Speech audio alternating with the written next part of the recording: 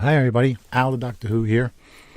Of course, you guys know that. I'll be getting out my stitches tomorrow for my arm, the rotator cuff surgery, which was about a week ago, Tuesday, yesterday. Well, today. Tomorrow will be Wednesday. So, I wanted to thank Victoria for sending me the video. I watched it today. It's about 7 minutes long, and it was interesting.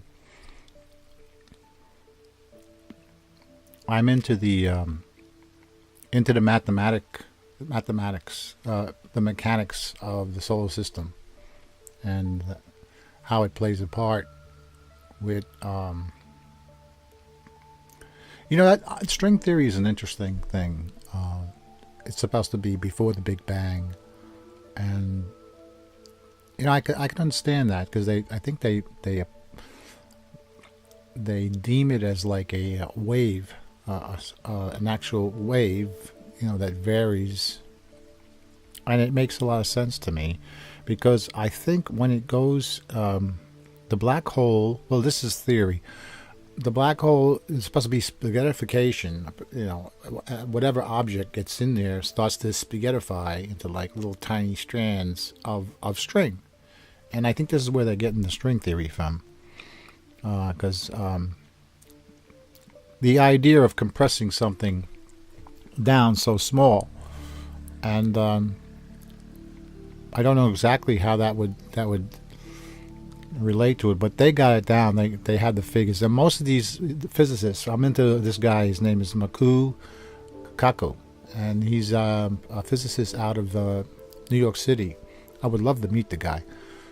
He's sort of like a comedian, and there's another person that I'm into. This guy, his name is Stewart.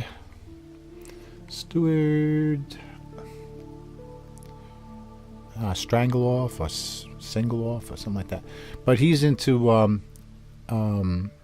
consciousness, and this is what this guy was talking about. The information that Victoria sent me, and I found that interesting. I really liked it when he showed the angles. He did a triangulation of the planets between the moon and the other three planets that were up on the top. I think one of them was Saturn. There's something that goes on with Saturn that has to do with gods. Something with Saturn. It's very, very interesting, I have to say. The more I stumble across this stuff, especially like my roots, from what I remembered when I was a child, I didn't know much about religion. But my mother would always say the Our Father prayer with me at night before I went to bed. At the time, she was a Christian, Catholic. She went to Catholic school, my mother, and she was very religious because I think she had a lot of, I guess you could call it a depressant. She wasn't manic depressant. I would say she was very depressed, and the fact that my father was away at sea for so long, these big periods, it made her even more lonelier, and that's why I think my father had my mother's mother, my grandmother, stay with us, to keep her company, and that worked out good because I actually was closer to my grandmother than I was to my mother. I didn't understand my mother. She was a little out there, not in a bad way, but in a very unusual way, But she had to raise me and my two other brothers, mainly me and Cookie, because me and Cookie and I were about a year and a half apart. Cookie's younger than me.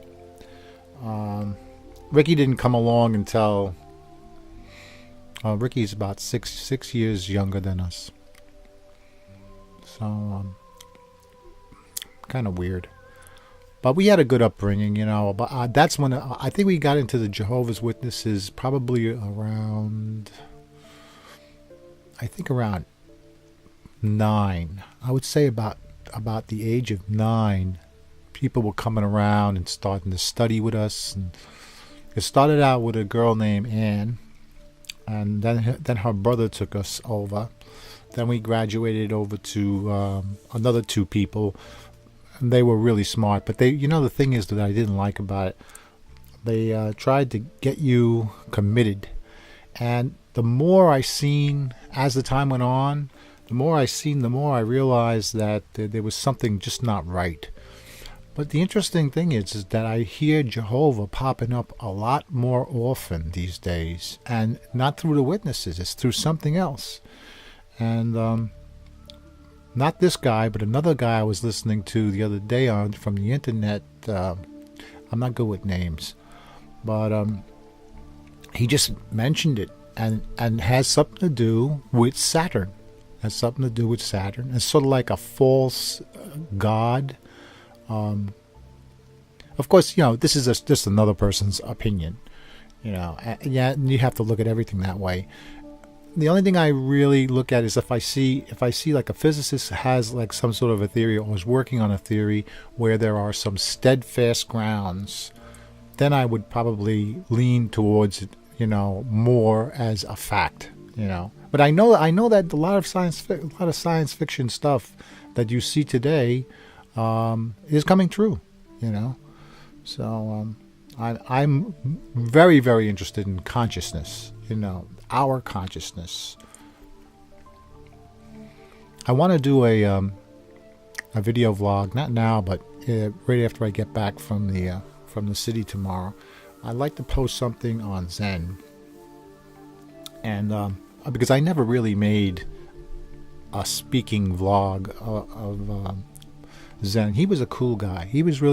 I enjoyed talking to him specifically in the chat room, because even though he tried a few times to get under my skin, but he knew exactly how not to go there. So I appreciated that, and I think he was interested in some of the stuff I was saying. As crazy as I might have been saying it, I think he was interested in some of the things I was talking about.